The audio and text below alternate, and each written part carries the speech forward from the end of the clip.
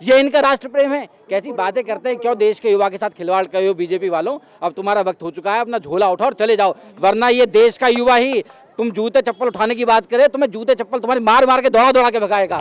इससे बढ़िया क्या धंधा मिलेगा? पेपर का पेपर बेच दिया, नौकरी की नौकरी दी, पैसे के पैसे कमा लिए। इससे बढ़िया भाजपा के पास कोई धंधा नहीं है। जनता 5 साल के लिए प्रधानमंत्री और मुख्यमंत्री बनाया, नौकरी जनता को 4 साल के लिए, तो गैर इंसाफी है भाई।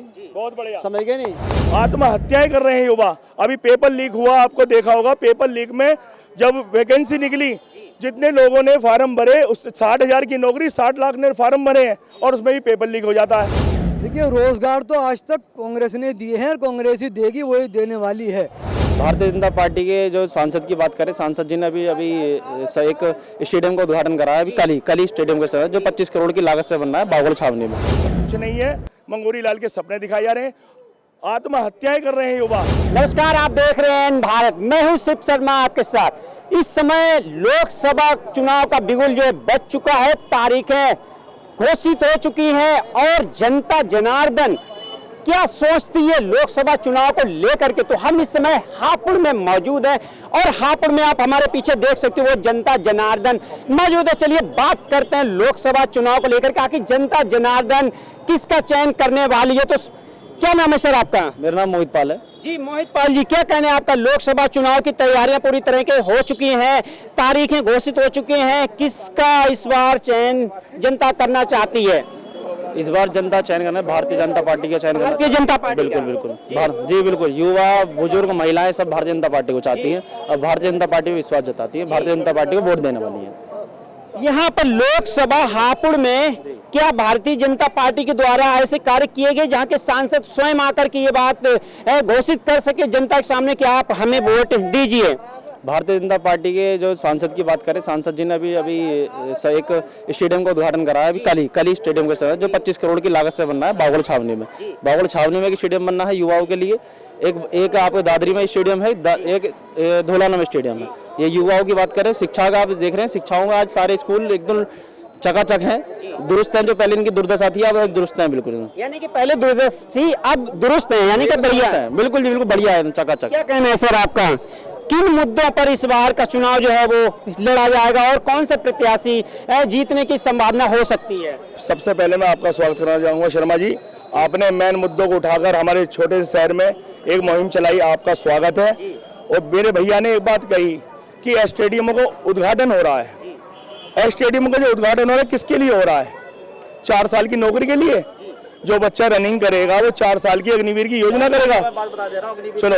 सुनो, ये कह रहे 4 साल की नौकरी करने के बाद, 4 साल की नौकरी करने के बाद वो बेचारा किसी बैंक में या तो गार्ड बनेगा या फिर बेचारा चोरी चकारी करेगा। 4 साल की नौकरी भी तो नौकरी है। नहीं, आप 4 साल की नौकरी एक मिनट आपकी बात कर रहे हैं, आप अपनी बात करना, मैं नहीं बोला। जब आप अपने चैनल में मेहनत कर रहे हैं, आपने जमीन से अपने चैनल को आसमान पर ले गए और आपको 4 साल बाद आपका मालिक क्या है, भैया यहाँ से जाओ, अब तुम्हारी जरूरत नहीं है, नो थोड़ा सा पैसा लो, अब जाओ। आप क्या करेंगे उस पोजीशन में? आपका क्या उस समय आपका रिएक्शन क्या होगा? आपके दिल और दिमाग क्या कहेगा? यार मैंने इसके लिए इतनी मेहनत करी, इसलिए तो मैं अपने काम के लिए मेहनत करा तो मैं आज आगे होता। तो कुछ नहीं है, मंगोरी लाल के सपने दिखाए जा रहे हैं, आत्महत्याएं कर रहे हैं युवा। अभी पेपर लीक हुआ, आपको देखा होगा। पेपर लीक में जब वैकेंसी निकली, जितने लोगों ने फार्म भरे, उस 60,000 की नौकरी 60 लाख ने फार्म भरे हैं, और उसमें भी पेपर लीक हो जाता है। अरे जब तुम्हें इससे बढ़िया क्या धंधा मिलेगा? पेपर का पेपर बेच दिया, नौकरी की नौकरी दी, पैसे के पैसे कमा लिए। इससे बढ़िया भाजपा के पास कोई धंधा नहीं है। अपना ही पेपर बेच दो, अपना भी वैकेंसी निकालो और फिर पेपर लीक कर दो। तो क्या पेपर भाजपा ही लीक करवाती है? इससे पहले बताइए कहाँ है, कोई बताइए कहाँ पे? और जहाँ पे हुआ भी है उसके साथ कठोर कार्रवाई हुई है। कब बताओ, किस योगी जी का किस पे बुलडोजर चला है? जिन्होंने पेपर छापा है या पेपर बनाया है, उसके एक भी घर पे बुलडोजर चलाओ। वो मुसलमान होता तुरंत बुलडोजर चल जाता, मुसलमान होता तुरंत। यहाँ पर भी हिंदू मुस्लिम की राजनीति, हिंदू मुस्लिम की राजनीति बहुत तगड़ी है। क्योंकि सुनो, जो भी मिश्रा होगा वो भी इनका ही होगा। कि जैसे टहनी था इनका, टहनी के लड़के ने गाड़ी चलाई, टहनी के लड़के ने गाड़ी चलाई, उसके टहनी को फिर टिकट दे दिया। जितने भी भाजपा के बलात्कारी हैं, जितने भी दमनकारी हैं, सारे के सारे भाजपा में, और जो भाजपा में नहीं आता जबरदस्ती ले आते हैं उसे। क्या कहना है आपका? क्या कहना है सर? बहुत बड़ा आरोप लगाया जा रहा है भाजपा के ऊपर। भैया को मैं एक बात बता देना चाहता हूँ, भैया को मालूम नहीं है अग्निवीर के बारे में। अग्निवीर के देखा युवाओं का मनोबल तोड़ने का। अग्निवीर छोड़िए, बहुत बड़ा आरोप लगाया जा रहा है चोरी डकैती बलात्कारी का।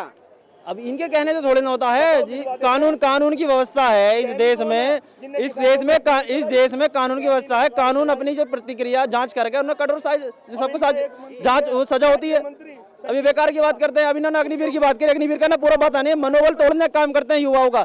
अग्निवीर में ये है 4 साल की आप जब नौकरी करते हैं, 4 साल के बाद 4 में से एक व्यक्ति को आर्मी में जैसे ही पहले लिया था वही उसे रखा जाएगा। उसके बाद राज्य सरकार में, जिस राज्य में वो रहता होगा उस राज्य सरकार में से कोटा जाए, प्राथमिकता दी जाएगी, आरक्षण दिया जाएगा उसे नौकरी के लिए। अभी ये बात करते हैं, ये अग्निवीर में ऐसा बात कह के युवाओं का मनोबल तोड़ने का काम करते हैं। ना ही समझाएंगे, ना ही समझने देंगे ये युवाओं को। क्या कहना है सर आपका? 2024 में बहुत बड़ा मुद्दा सामने आ रहा है, बेरोजगारी को लेकर के, महंगाई को लेकर के, और कहीं ना कहीं युवाओं की जो अग्निवीर योजना जो है हापुड़ में, यहाँ पर हमें जानकारी हासिल हो रही है कि अग्निवीर योजना की सबसे बड़ा विरोध किया जा रहा है। क्या वजह है? क्या नाम है सबसे पहले सर आपका? शाहिद मंसूरी नाम है मेरा। देखिए, अभी अग्निवीर पर जो बहस चल रही थी कि 4 साल की नौकरी, जनता 5 साल के लिए प्रधानमंत्री और मुख्यमंत्री बनाया, नौकरी जनता को 4 साल के लिए, तो गैर इंसाफी है भाई। बहुत बढ़िया। समझ गए नहीं भाई? जब प्रधानमंत्री, मुख्यमंत्री, विधायक, सांसद, चेयरमैन और तुम्हारा मेंबर ये 5 साल के लिए, और नौकरी जनता के लिए 4 साल की, गैर इंसाफी है भाई।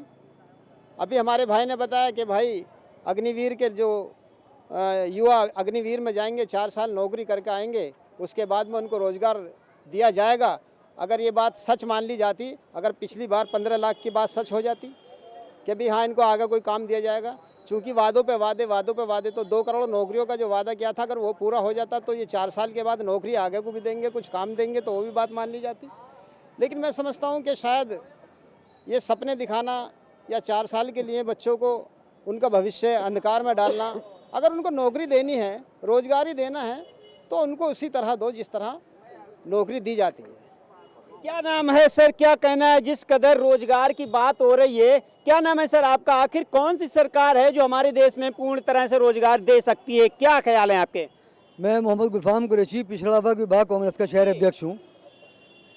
देखिए, रोजगार तो आज तक कांग्रेस ने दिए हैं और कांग्रेस ही देगी, वही देने वाली है।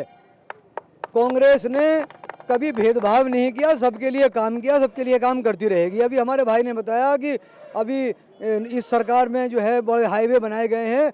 सबसे पहले मैं आपको ये बता देना चाहता हूं कि ये जितने भी हाईवे पास हुए थे सारे डॉक्टर मनमोहन सिंह जी की सरकार में हुए थे। सरकार परिवर्तन हो गई, नई सरकार ने उस पर काम किया, उसके ऊपर टूल टैक्स बनाने का काम किया। और माननीय परिवहन मंत्री संसद में बयान देते हैं कि 60 किलोमीटर के अंदर कोई दूसरा टूल टैक्स नहीं आएगा। एक अकेले हापुड़ के अंदर 60 किलोमीटर के अंदर 3 टूल टैक्स आते हैं। बताइए इनकी कथनी और करने में कितना बड़ा फर्क है। ये चोरों की सरकार है, ये उखड़ जाएगी और इसको आप और हम सब मिलकर उखाड़ कर फेंकने वाले हैं। क्या बात है, चोरों की सरकार है, उखड़ के फेंक दी जाएगी। क्या कहना है सर आपका? देखिए, रोजगार की बात चल रही थी अग्निवीर योजना की, और जो ये भैया हमारे अभी बीच में कह रहे थे कि अग्निवीर योजना के वो 4 साल के बाद रोजगार उन लोगों को दिया जाएगा। शर्म आती है ऐसे लोगों पे। इनके खुद के मंत्री ने, कैलाश विजयवर्गीय, बहुत बड़े नेता हैं, उन्होंने कहा था जब 4 साल हो जाएंगे अग्निवीर वालों को, उसके बाद उन लोगों को बीजेपी कार्यालय में नौकरी दी जाएगी। बीजेपी कार्यालय में उनसे झाड़ू लगवाई जाएगी, गार्ड बनाया जाएगा। जो देश का सिपाही, जो देश का युवा इस भारत माँ के लिए सीने पे गोली खाने के लिए तैयार रहता है, उससे ये अपने जूते चप्पल उठवाएंगे और अपने कार्यालय में सफाई करेंगे। ये इनका राष्ट्र प्रेम है। कैसी बातें करते हैं, क्यों देश के युवा के साथ खिलवाड़ कर रहे हो बीजेपी वालों? अब तुम्हारा वक्त हो चुका है, अपना झोला उठाओ और चले जाओ, वरना ये देश का युवा ही, तुम जूते चप्पल उठाने की बात करे, तुम्हें जूते चप्पल तुम्हारी मार मार के दौड़ा के भगाएगा। लेकिन देश के युवाओं में कहीं ना कहीं राज करते हैं मोदी जी। कैसी बात आपने कर दी? किसी दिल में राज नहीं करते हैं। ये बात कर रहे हो आप? केवल मोदी जी केवल 2 लोगों के दिलों में राज करते हैं, एक का नाम अंबानी, एक का नाम अडानी। इनके दिल झांक के देख लो, इन्हीं लोगों का विकास हो रहा है। इन 2 के अलावा किसी का विकास नहीं हो रहा, इन 2 के अलावा किसी की जीडीपी नहीं बढ़ रही। इस देश का युवा, इस देश का गरीब, मजदूर, बस सब परेशान हैं। कहाँ मजदूर हैं? सबको तो राशन दे रहे हैं, आप कह रहे हो सब परेशान हैं। अरे मोदी जी तो ये जो 80 करोड़ लोगों को जो राशन दिया जा रहा है, तो राशन दे के विश्वगुरु बन जाएंगे। सोचिए कितनी बेरोजगारी। अगर 80 करोड़ लोगों को आपको राशन देना पड़ रहा है तो आप समझ जाइए आंकड़े क्या हैं, किस तरह लोगों की आंखों में धूल झोंका जा रहा है। ये वो सरकार है जो कपड़े देख के जाति और धर्म बता देती है। इससे इस देश को छुटकारा पाने की बहुत ज्यादा जरूरत है। लेकिन इस बार मोदी जी तो 400 पार का दावा ठोक चुके हैं, और आप लोग कह रहे हो कि मोदी को उखाड़ के फेंक देंगे। क्या, कैसे कर सकते हो आप इन चीजों को? कर सकते हैं जी, कैसे कर सकते हो? ऐसे कर सकते हैं। 1 किलो है, 1 किलो है गेहूं बस। 1 किलो जी। ईवीएम में खेल कर दो। ईवीएम का अगर डब्बा गोल कर देंगे तो 400 तो 800 पार कर देंगे। 400 पार कर देगा। मोदी जी दावा कर रहे हैं 400 पार का, क्या कहना है? 400 छोड़िए, ये अगर 100 पार भी जाए सीटें ये तो आप देख लीजिएगा। इस बार मोदी जी का बिल्कुल बिस्तर बन चुका है। झोला हमने उनको रेडी कर लिया है। इस बार मोदी जी 100 के पार जाने वाले हैं, मतलब 100 के नीचे जाने वाले हैं। आपके हापुड़ से आप किसका चयन करना चाहोगे? देखिए, प्रत्याशी हमारा कोई भी हो, लेकिन इस बार इंडिया अलायंस का उम्मीदवार जो भी होगा वो जीतने जा रहा है भारी मतों से। लेकिन इंडिया अलायंस कहीं ना कहीं गठबंधन टूटता हुआ नजर आ रहा है।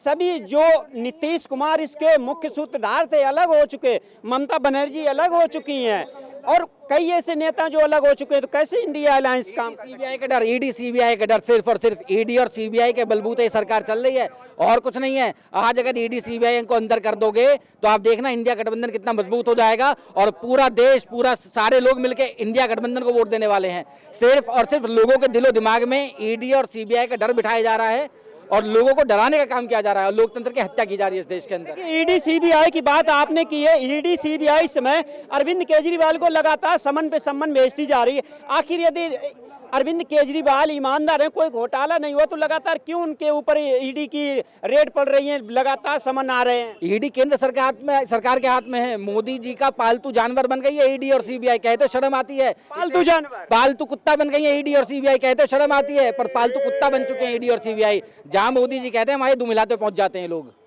जहां मोदी जी कहते हैं वहीं पहुंच जाते हैं। जहां मोदी जी और अमित शाह कहते हैं वहां दुम हिलाते पहुंच जाते हैं और जैसे ही वो आदमी कहता है कि मैं तो बीजेपी में आ रहा हूं तो वहां से भग जाते हैं ये। अच्छा जी, सरकार पता, अरे वाह, हाँ, कैसी सरकार है? जो आदमी कहता है कि मैं तो आज बीजेपी में आ गया वहां से तुरंत भग जाते हैं ये। क्या सर कह रहे हो? कह रहे कि ईडी सीबीआई के दम पर बीजेपी राज कर रही है। बिल्कुल, ये अभी कहने को कुछ भी कह सकते। ईडी और सीबीआई चोर उचक्के डकैतों के लिए है। आम आदमी को कोई दिक्कत नहीं है ईडी और सीबीआई से। चोर उचक्के और डकैतों को दिक्कत है, इसलिए इन्हें दिक्कत आती है कि आम आदमी कितने खड़े हैं कि पूछ लिए सीबीआई और ईडी ने कोई किसी को परेशान कर रही हो। इन्हें क्यों परेशानी है? अरे इनके घर क्या मिले? आर्मी से इनके घर क्या मिले? इन्हें आर्मी से परेशानी है। इन्होंने आर्मी को मुद्दा बनाया। इन्हें धर्मी राजनीति करना चाहते हैं। ईडी और सीबीआई की इन्हें दिक्कत है, तो इन्हें खुश किससे हैं ये बता दे, किससे खुश है? आम जनता इन्हें इस बार इन्हें बता देगी भारतीय जनता पार्टी की सरकार बनने वाली है, 400 पार होने वाली है। 400 पार होने वाली है सर। भैया इनका राज है 4000 पार कर लें। इनका 400 पार हो रहे हैं सर। 4000 और क्या? इनका क्या है? इनका राज है भाई 4000 कैसे पार करोगे? अब इनका आंकड़ा ना मैं क्या कह सकता हूँ, उनका सम्मान करता हूँ। लगाना भूल गए भाई, जो है ना 1 0 लगाना भूल गए। 400 भी 4000 भी हो सकती हैं भाई। 400 जब पार हो रही है चुनाव क्यों करवा रहे हो? क्यों समय व्यस्त कर रहे हो? जब तुम्हें आना है तो चुनाव मत करो। ये बात आपने बिल्कुल सही की। जब आपने पहले ही घोषणा कर दी तो फिर चुनाव की जरूरत क्या? क्यों फालतू का पैसा बर्बाद करना? भाई आप जैसे मीडिया बंधु, आप जैसे भैया सम्मानित लोग डेली ही गली मोहल्ले का सर्वे कर रहे हैं। वही आम जनता की आवाज बोल रहा हूँ। 400 पार भारतीय जनता पार्टी नहीं बोल रही, आम जनता बोल रही है। पूछ लीजिए, आम आदमी खुश है। आम आदमी पहले तरफ था इनसे, बिल्कुल वो असंतुष्ट चोर लुटेरों और डकैतों को सब पीछे छुड़वाया। बड़ी मुश्किल से भारतीय जनता पार्टी की सरकार आई है। आज बिल्कुल खुश है। भारतीय जनता पार्टी की पुनः एक बार सरकार बनने वाली है। ईवीएम बंद करा दीजिए। ये फिर ईवीएम, आप भी ईवीएम का मुद्दा लेके बैठ गए। मेरी बात सुनिए, जिस तरह फिक्सिंग मैच होता है इसी तरह फिक्सिंग चुनाव हो रहा है। एक बार आप ईवीएम बंद करा करके और आप बैलेट पेपर से चुनाव करके देखो। तुम 400 की बात कर रहे हो, 400 पार कर देंगे, 40 पार करके दिखा दे तो यार हम भी राजनीति छोड़ देंगे। देखिए, एक बात सबसे बड़ी यहाँ पर सामने आ रही है, लगातार ईवीएम का विरोध चल रहा है। लेकिन अब हम यहाँ पर आप ही से सवाल करते हैं, जब ईवीएम से चुनाव होता है तब भारत में 7 चरणों में चुनाव होगा। आप हमें ये बताइए कि बैलेट पेपर से चुनाव होगा तो कितने चरणों में होगा? देखिए, ये तो कितने चरणों में होगा ये तो यही तय करेंगे कितने चरणों में होगा, समझेंगे नहीं। ये तो जिम्मेदारी हमारी चुनाव आयोग तय करेगा कितने चरणों में उसे कराना है। लेकिन ईवीएम से हो रहा है तब 7 चरणों में हो रहा है। बैलेट पेपर से होगा तो सर कितने होता था पहले भी तो। अरे सुनिए, अरे पहले भी तो होता था। पहले बैलेट पेपर से नहीं होता था क्या भैया? अब 7 चरणों में हो रहा है, चलो अब 24 चरणों में हो जाएगा, लेकिन ईमानदारी से तो हो भाई। मतलब अभी बेईमानी हो रही है भैया। ईवीएम में तो पूरी जनता कह रही है बेईमानी। आप ज्यादा दूर मत जाइए। 1-1.5 महीने पहले, 1 मिनट, 1-1.5 महीने पहले आपने नंगा नाच देखा, संविधान की धज्जियां उड़ती देखी चंडीगढ़ वाले चुनाव में, मेयर वाले चुनाव में चुनाव अधिकारी खुद अपने हाथ से चुनाव की जो उनकी वोट थी वो कैंसिल कर रहा है। और ऐसा तमाशा लगा भाजपा के मुंह पर हाई कोर्ट और का, तो उसमें फिर मेयर दोबारा आम आदमी का चुना गया, गठबंधन का चुना गया। तो बैलेट पेपर से तो जनता जीत रही है, मगर मशीन चोरी से भाजपा जीत रही है। क्या कहना है सर आपका, ईवीएम या ballot paper? EVM EVM. EVM. क्या नाम है सर आपका? मोनू ठाकुर। क्या कहना है आपका, 2024 का चुनाव आ रहा है, किसका चयन करना चाहोगे आप? बीजेपी का। बीजेपी का। किन मुद्दों पर? भैया ने हमारे ने कही रोजगार की बात।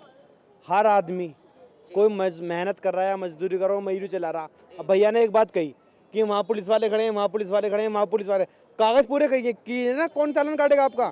मैं मजदूरी चलाता हूँ, ये खड़ी मेरी मजदूरी, मुझे तो नहीं पकड़ता। मैं यहाँ से मैं यहाँ सुनिए, सुनो, ये मेरी मजदूरी खड़ी है, ये मेरी मजदूरी खड़ी है भाई साहब, सुनो, ये मेरी मजदूरी है। मैं पक्के सरगासन रोड से लेके मैं पिलखवे तक चलाता हूँ। मैं पक्के बाग से लेकर सरगासन रोड से लेकर पिलखवे तक भाड़ा ढोता हूँ मैं। मुझे तो आज तक कोई दिक्कत नहीं आई। जो ये भाड़ा ढो रहे हैं वो भी बीजेपी वालों को ढो रहे हैं। भाई सारा व्यापारी जो जहाँ पक्के बाग का हो रहे हैं, इनके पास कार्ड है बीजेपी का। ये बीजेपी का कार्ड है। भाई साहब सुन चलो, अब इसमें बीजेपी का झंडा लग रहा है क्या? देखना, ये मेरे यहाँ पे कोई झंडा लग रहा है क्या? चेहरा लग रहा है कोई? देखो, मैंने बीजेपी का कोई बनियान तो पहनना है क्या? मैं बीजेपी का कोई बनियान तो नहीं पहनना। ये आम आदमी का ऐसे ही, आम आदमी के ऐसे ही सड़क पे बेइज्जती करते हैं, ऐसे ही सम्मान करते हैं। इन्हें आम आदमी सम्मान करना नहीं आता, इसलिए आम आदमी इनसे रुष्ट होकर आज इन्हें भारतीय जनता पार्टी सरकार दुपहरा बनने जा रही है। जी चलिए, देखिए, ये थी हापुड़ की जनता। यहाँ पर तमाम उन मुद्दों पर बात हुई, चर्चाएं हुई, और जहाँ तक यहाँ पर आज सबसे बड़ा जो मुद्दा था वो, कबूतर बना दिया तुम्हें भाई एक मिनट। चलिए, देखिए, ये थी हापुड़ की जनता। आज यहाँ पर लोकसभा चुनाव को लेकर के तमाम मुद्दों पर बात की गई, लेकिन सबसे बड़ा मुद्दा जो यहाँ पर था वो बेरोजगारी को लेकर के था। और सबसे बड़ा जो यहाँ पर, चल बोल भाई, क्या कहना है? ये भाई साहब अभी यूँ कह रहे थे ये बेरोजगार हैं, तो ये बीजेपी को चाह रहे हैं। बीजेपी की सरकार में बेरोजगारी मिल रही है। मैं मंथली 40 से 50 हज़ार रुपये कमाता हूँ। क्या बात कर रहे हो? ढा दिया है। मैं 40 से 50 हज़ार रुपये मंथली का कमाता हूँ, तो बेरोजगारी कहाँ से रहेगी सर? कौन से? ये भाई एक सेकंड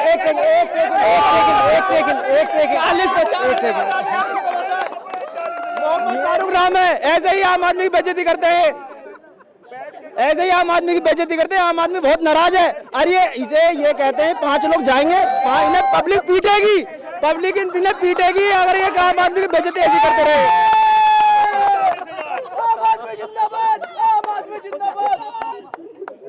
चलिए, ये देखिए, हापुड़ की जनता थी। यहाँ पर आज लोकसभा चुनाव को लेकर के तमाम चर्चाओं पर बात हुई, और बेरोजगारी, महंगाई का भी मुद्दा सामने आया। यहाँ पर अग्निवीर का भी मुद्दा जोर से उठाया गया, ईवीएम को भी यहाँ पर लगातार उठाया गया। तो आप ऐसी तमाम खबरों के लिए देखते रहिए हमारे कैमरामैन सुमित के साथ शिव शर्मा, हापुड़ से।